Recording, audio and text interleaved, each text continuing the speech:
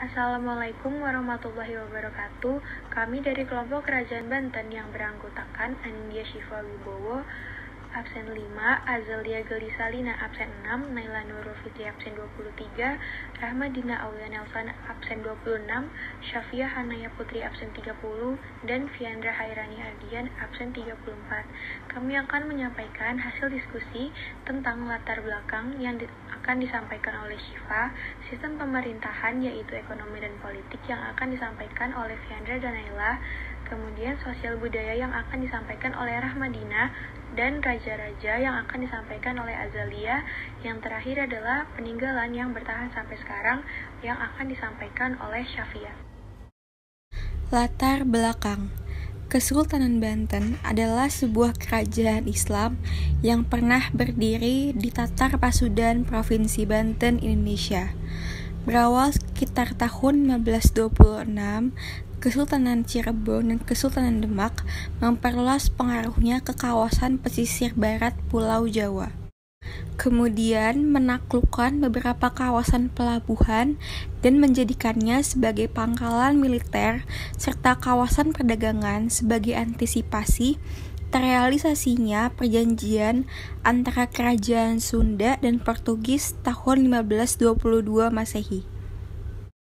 Maulana Hasanuddin adalah putra Sunan Gunung Jati yang berperan dalam penaklukan tersebut. Beliau menerapkan pertahanan yang dinamakan dengan pertahanan Surawosan yang dibangun tahun 1600 Masehi yang kemudian dijadikan pusat pemerintahan setelah Banten menjadi kerajaan yang berdiri sendiri.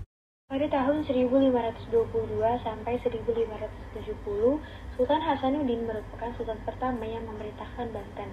Pada waktu Kerajaan Demak berkuasa pada tahun 1524, daerah Banten merupakan bagian dari Kerajaan Demak.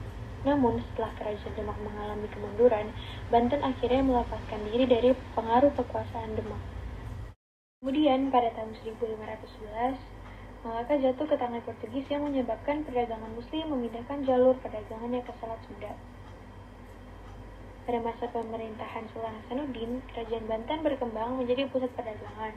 Kemudian, pada tahun 1570, Sultan Hasanuddin wafat dan dilanjutkan oleh Maulana Yusuf pada tahun 1570 sampai 1580 yang merupakan putra dari Sultan Hasanuddin.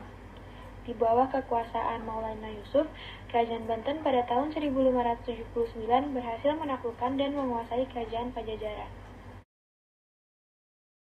Pada akhir kekuasaannya, Sultan Maulana menyerang Kesultanan Palembang.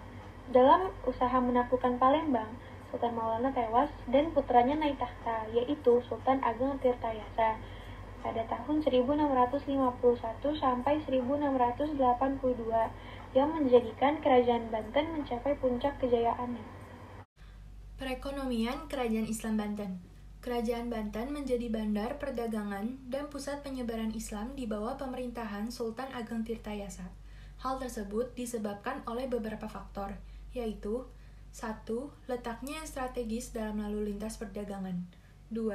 Jatuhnya Malaka ke tangan Portugis yang menyebabkan para pedagang Islam tidak singgah ke Malaka melainkan langsung menuju Banten. 3. Banten mempunyai bahan ekspor yang penting, yaitu lada. 4. Kerajaan Banten terletak di Teluk Banten dan pelabuhannya memenuhi syarat sebagai pelabuhan dagang yang baik.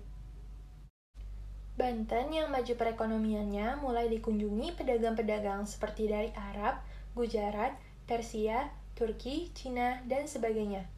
Di kota dagang Banten segera terbentuk perkampungan-perkampungan menurut asal bangsa-bangsa tersebut, seperti orang-orang Arab mendirikan kampung Pekojan, orang-orang Cina mendirikan kampung Pecinan, orang-orang Indonesia dari suku-suku lainnya mendirikan kampung Banda, kampung Jawa, dan sebagainya. Pasar tempat orang berjual beli barang ekspor terletak dekat pelabuhan, sedangkan untuk keperluan penduduk terletak di tengah kota. Barang yang dijual belikan juga sangat menarik perhatian bangsa Eropa. Sosial budaya Kesultanan Banten. Sejak tahun 1527, di mana Kesultanan Banten diislamkan oleh Fathahillah atau yang juga dikenal dengan nama Faletehan, kehidupan sosial masyarakat Banten secara berangsur-angsur mulai berlandaskan ajaran-ajaran Islam, sehingga kehidupan masyarakatnya hidup secara teratur. Bahkan setelah kerajaan Banten berhasil mengalahkan kerajaan Hindu Pajajaran, pengaruh Islam semakin kuat dan berkembang di daerah pedalaman.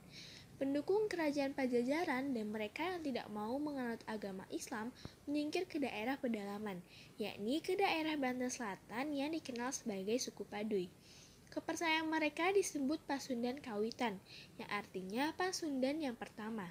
Dengan kepercayaan ini, mereka mempertahankan tradisi-tradisi lama dan menolak adanya tradisi baru serta pengaruh Islam.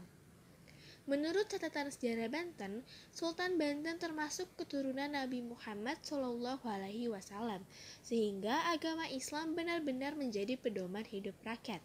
Meskipun agama Islam mempengaruhi sebagian besar kehidupan Kesultanan Banten, namun penduduk Banten telah menjalankan praktek toleransi terhadap keberadaan penduduk agama lain. Hal ini dibuktikan dengan dibangunnya sebuah kelenteng di Pelabuhan Banten pada tahun 1673.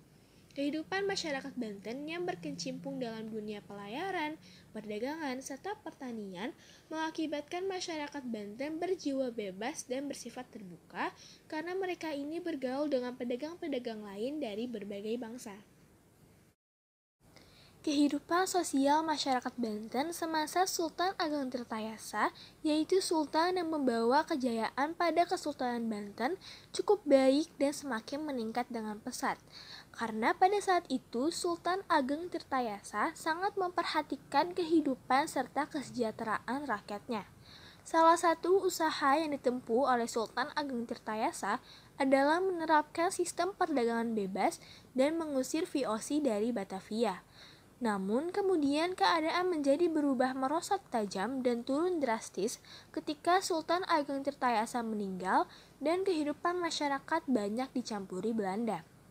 Seni budaya masyarakat ditemukan pada bangunan Masjid Agung Banten atau Tumpang 5 dan bangunan gapura-gapura di Kaibon Banten. Di samping itu juga ada bangunan istana yang dibangun oleh Jan Lucas Cardel, yaitu orang Belanda pelarian dari Batavia yang telah menganut agama Islam. Susunan istananya menyerupai istana raja di Eropa. Selanjutnya ada raja-raja Kesultanan Banten. Yang pertama ada Sultan Hasanuddin, yang menjadi sultan pada tahun 1552 sampai 1570. Di bawah pemerintahannya, Banten mengalami kemajuan yang pesat, dan wilayahnya meliputi Sunda Kelapa, Bengkulu, dan Lampung. Dengan menduduki daerah Lampung, maka Banten merupakan penguasa tunggal jalur lalu lintas pelayaran perdagangan Selat Sunda, sehingga setiap perdagangan yang melewati Selat Sunda diwajibkan untuk melakukan kegiatan di Banten. Yang kedua ada Maulana Yusuf yang menjadi sultan pada tahun 1570 sampai dengan 1580. Pada masa pemerintahannya, Banten berhasil menaklukkan Pajajaran dan mengislamkan seluruh penduduknya, sehingga runtuhlah kerajaan Hindu di Jawa Barat. Ia juga berupaya memajukan pertanian dan perairan. Yang ketiga ada Maulana Muhammad, yang bergelar Kanjeng Ratu Banten. Ia menjadi sultan pada tahun 1580 sampai dengan 1586. Pada tahun 1586, Kanjeng Ratu Banten memimpin serangan dan menaklukkan Palembang, dengan tujuan menduduki bandar-bandar perdagangan yang terletak di dekat Selat Malaka. Namun, ia mengalami kegagalan dan bahkan beliau wafat dalam pertempuran. Yang keempat ada Abdul Mufakir. Ia menjadi sultan pada tahun 1586 sampai dengan 1640. Pada saat pemerintahannya, datanglah orang Belanda untuk yang pertama kalinya, yang di bawah pimpinan Cornelis de Houtman. Tujuan utamanya untuk membeli rempah-rempah. Yang kelima ada Sultan Ageng Tirtayasa yang menjadi sultan pada tahun 1651 sampai dengan 1692. Di bawah pemerintahannya, Banten mengalami kejayaan. Ia berhasil membangun kembali perdagangannya dan berusaha mengadakan perlawanan terhadap kedudukan Belanda. Pada tahun 1676, Sultan Ageng mengangkat putranya yang bernama Sultan Haji untuk menjadi raja pembantu. Namun Sultan Haji cenderung bekerjasama dengan Belanda. Oleh karena itu, Sultan Ageng menarik kembali tahta Sultan Haji. Namun, dengan dukungan Belanda, Sultan Haji berusaha mempertahankan tahta tersebut. Karena hal tersebut, terjadilah perang saudara antara ayah dan anaknya. Karena Sultan Haji mendapat bantuan Belanda, maka Sultan Ageng dapat dikalahkan. Kemenangan Sultan Haji tersebut merupakan awal kehancuran Kerajaan Banten.